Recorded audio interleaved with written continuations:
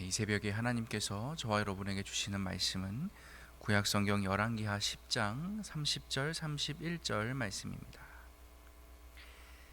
열왕기하 10장 30절과 31절 말씀 저와 여러분이 함께 한 목소리로 합독하시겠습니다. 이것은 하나님의 말씀입니다. 여호와께서 예후에게 이르시되 내가 나보기에 정직한 일을 행하되 잘 행하여 내 마음에 있는 대로 아합 집에 다 행하였은즉 내 자손이 이스라엘 왕위를 이어 4대를 지내리라 하시니라. 그러나 예후가 전심으로 이스라엘 하나님 여호와의 율법을 지켜 행하지 아니하며 여로보암이 이스라엘에게 범하게 한 그 죄에서 떠나지 아니하였더라. 아멘. 북이스라엘의 군대 장관이었던 이 예후라는 사람의 이 칼춤 한 번으로 당시 북이스라엘의 왕이었던 요람과 또 그의 어머니인 이 이세벨 그리고 그의 조카였던 남유다의 아하시아 왕까지 한 번에 다 죽임을 당했습니다. 그러니까 하루 아침에 남유다와 북이스라엘 두 나라의 왕이 한 번에 죽는 그런 초유의 사태가 지금 발생을 하게 된 것인데요. 이후 남유다 쪽 왕궁에서 어떤 일이 이제 벌어지는지는 다음 장인 열왕기하 11장을 통해서 저희가 알 수 있게 되고요. 오늘은 그 전에 이 북이스라엘을 향한 예후의 심판이 계속되고 있는 이 10장 말씀을 한 번 더 살펴보겠습니다. 먼저 18절 19절 말씀입니다. 예후가 뭇 백성을 모으고 그들에게 이르되 아합은 바알을 조금 섬겼으나 예후는 많이 섬기리라. 그러므로 내가 이제 큰 제사를 바알에게 드리고자 하노니 바알의 모든 선지자와 모든 섬기는 자와 모든 제사장들을 한 사람도 빠뜨리지 말고 불러 내게로 나아오게 하라. 모든 오지 아니하는 자는 살려두지 아니하리라 하니 이는 예후가 바알 섬기는 자를 멸하려 하여 계책을 씁니다. 이 당시에 사마리아는 이미 아합과 이세벨 덕분이라고 할까요? 이세벨 때문에 이 사마리아 수도 사마리아가 이 바알 종교의 온상 그 자체가 되어 있었습니다.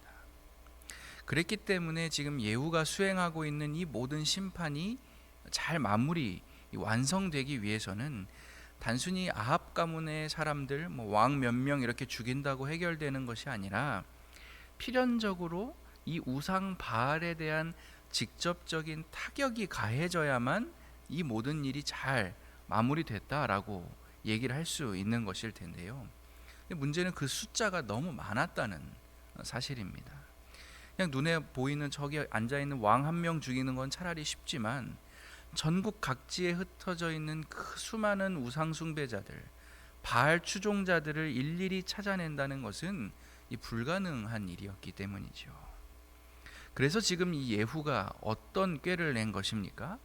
앞으로는 내가 아합보다 더 열심히 바알을 섬기는 그런 훌륭한 왕이 될 것이다. 그래서 이제 내가 왕이 새롭게 되었으니 전례 없는 성대한 제사를 우리 바알 신에게 내가 드리려고 하는데 한 사람도 빠짐없이 바알 믿는 사람들은 다 수도 사마리아에 있는 이 신전으로 모여라. 혹시 이 명령을 거절하는 자는 바알을 거절하는 것으로 알고 내가 강력하게 처단하겠다 라는 계책을 써서 사람들을 모으고자 했다라는 거죠. 하도 아합 가문을 막 죽여대는 통에 이거 어떻게 된 거야? 하고 있던 바알 숭배자들이 이 기쁜 소식을 듣고 얼마나 행복했겠습니까? 아, 이전과 다르지 않구나. 더 잘한다는구나. 그래서 수많은 바알 숭배자들이 한 걸음에 이 사마리아에 있는 신전으로 달려왔던 것입니다. 그래서 성경은 그 숫자가 얼마나 많았는지 신당 이쪽부터 저쪽까지 그득그득 들어찼다, 가득했다라고 표현할 정도였지요. 어쨌든 그렇게 바알 숭배자들이 다 한날 한시에 한자리에 모이게 되었을 때 이 예후는 자신이 항상 지금 그래왔던 것처럼 치밀하게 준비한 작전을 폭풍처럼 몰아치기 시작합니다. 25절부터 봅니다. 번제 드리기를 다하매 예후가 호위병과 지휘관들에게 이르되 들어가서 한 사람도 나가지 못하게 하고 죽이라 하매 호위병과 지휘관들이 칼로 그들을 죽여 밖에 던지고 바알의 신당 있는 성으로 가서 바알의 신당에서 목상들을 가져다가 불사르고 바알의 목상을 헐며 바알의 신당을 헐어서 변소를 만들었더니 오늘까지 이르니라. 그런데 여러분, 이 열왕기서가 증언하는 이 예후의 일대기가 이렇게 해서 잘했더라 라고 끝났으면 참 좋았을 텐데요. 이 27절 말씀에 이어서 곧바로 28절부터 이런 말씀이 덧붙여져 있습니다. 예후가 이와 같이 이스라엘 중에서 바알을 멸하였으나 이스라엘에게 범죄하게 한 느밧의 아들 여로보암의 죄, 곧 베델과 단에 있는 금송아지를 섬기는 죄에서는 떠나지 아니하였더라. 온 아합 가문 사람들과 그 전국 각지의 수많은 바알 숭배자들을 아무리 그래도 그렇지 저렇게까지 한다고 싶을 정도로 싹 다 척결하고 죽이고, 또 당시 다른 우상 신에게 행할 수 있는 가장 치욕적인 행위, 그 신전을 헐어서 그 자리에 공중 화장실을 만드는, 그럴 정도로 바알을 없애는데도 목숨을 걸었던 사람이 이 예후였는데 왜 그런 그가 하필 이 베델과 단에 세워져 있던 이 금송아지 우상만큼은 손가락 하나 되지도 않고 그대로 놔두었던 것일까요? 첫째, 예후가 자기가 스스로 느끼기에 나한테 바알은 이제 없어도 되지만 이 금송아지만큼은 여전히 꼭 필요했기 때문입니다. 필요하다고 여겼기 때문에 그래요. 그 이유가 무엇이냐 하면요, 이 북이스라엘의 일대 초대 왕이었던 여로보암이 처음 이 금송아지를 세우게 된 목적, 이유와 일맥상통합니다. 열왕기 상 12장 26절 29절 말씀입니다. 그런데 여로보암의 마음에 이 백성이 예루살렘에 있는 주님의 성전으로 제사를 드리려고 올라갔다가 그들의 마음이 그들의 옛 주인인 유다왕 르호보암에게로 돌아가게 되는 날이면 그들이 자기를 죽이고 유다왕 르호보암에게 돌아갈지도 모른다는 생각이 들었다. 왕은 궁리를 한 끝에 금송아지 상 2개를 만들었다. 예루살렘으로 올라가는 일은 너희에게는 너무 번거로운 일이다. 이스라엘 백성들아, 너희를 이집트에서 구해주신 신이 여기에 계신다. 그리고 그는 금송아지 상 2개를 하나는 베델에 두고 다른 하나는 단에 두었다. 그러니까 지금 애초에 깊은 중요한 신앙적인 고민이나 이런 거에서 시작된 일이 아니죠. 그냥 내 백성들이 다시 예루살렘으로 가는 일이 없었으면 좋겠다, 가지 마라, 그렇게 철저히 자기 권세를 유지하고 자기 지지율을 높이고 내 스스로를 보신하려는 그런 지극히 개인적이고 인간적이고 정치적인 목적에 의해서 세워진 것이 이 베델과 단에 세워진 2개의 금송아지였다라는 사실입니다.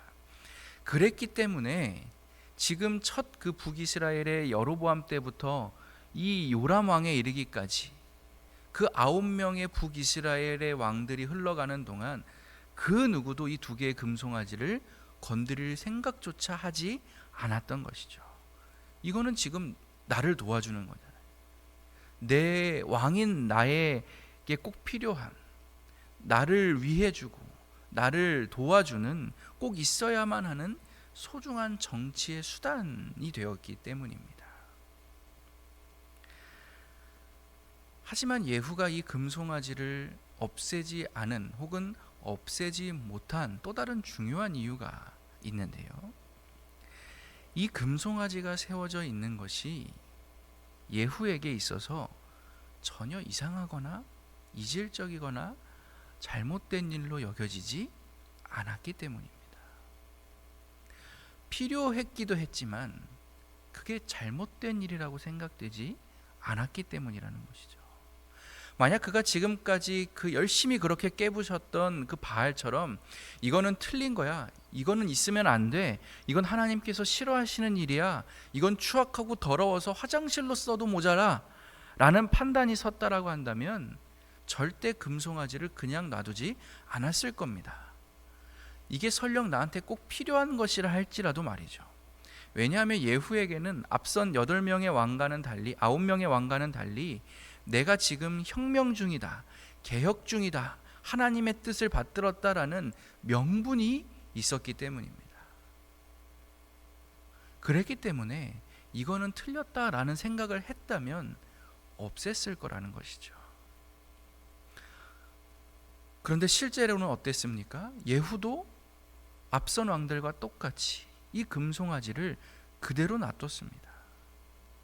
마치 우리가 아무리 지저분한 방이라고 할지라도 그대로 며칠 몇 주만 거기서 생활하고 지켜보고 그러면 처음에는 막 진저리 쳤던 것이 눈에 익어지고 익숙해지고 나중에는 원래 그런 거야, 다 자기 자리가 있지, 아주 당연하게 여겨지게 되는 것처럼 이미 첫 여로보암 왕 때부터 80년째 똑같이 그 자리, 베델과 단에 꼬박 세워져 있는 금송아지였기 때문에 80년이나 됐으니 이제는 그 누구도, 북이스라엘 사람들 중 그 누구도 저거 좀 이상한데? 저거 바꿔야 되겠는데? 저거 잘못된 거 아닌가? 라는 의문을 가지는 사람이 한 명도 없게 되었다라는 것입니다. 바알 죽인다고 이 난리를 쳐놓은 예후조차도 이 금송아지 대해서만큼은 전혀 문제의식을 느끼지 못했다면 다른 평범한 일반 백성들은 더 말할 것도 없는 것이죠. 결국 이렇게 바알을 물리치기는 했지만 금송아지는 당연한 것으로 여겼던 이 예후의 삶을 가리켜서 오늘 성경은 이렇게 결론을 내립니다. 그러나 예후가 전심으로 이스라엘 하나님 여호와의 율법을 지켜 행하지 아니하며 여로보암이 이스라엘에게 범하게 한 그 죄에서 떠나지 아니하였더라. 사실 예후가요, 그 개혁, 이 혁명을 일으키면서 이 바알을 척결하고 아합 가문을 없애는 동안에 이미 10장 10절과 16절에서 이렇게 말한 적이 있습니다. 엘리야를 통하여 하신 말씀을 마침내 내가 이루었다. 하나님의 말씀이 나를 통해 이루어졌다. 또 16절에서는요, 하나님을 위하는 나의 열심이 얼마나 대단한지 한번 봐라. 이렇게 말을 했어요. 그런데 여러분, 아무리 이렇게 자기 입으로 나는 하나님께 명분을 얻었다, 내가 하나님의 말씀을 이루는 대단한 사람이다, 내 열심이 특심이다, 제 스스로 그렇게 자랑할 수 있다 할지라도요, 결국 오늘 이 예후의 삶, 그의 신앙은 하나님 보시기에 어떠했다라는 것입니까? 그가 전심으로 하나님을 믿지 않았다라는 거예요.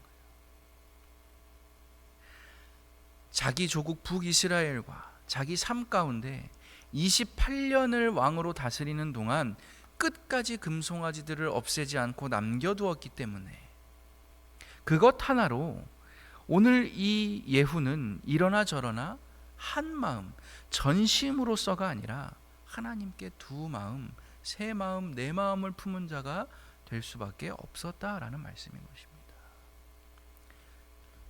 결국 이러한 예후의 신앙으로 인해서 온 이스라엘에 어떤 일이 벌어집니까? 다음 32절 말씀입니다. 이때부터라는 말입니다. 이때부터 여호와께서 이스라엘에서 땅을 잘라내기 시작하시매 하사엘이, 아람의 하사엘이죠, 아람의 하사엘 왕이 이스라엘의 모든 영토를 공격하기 시작했다.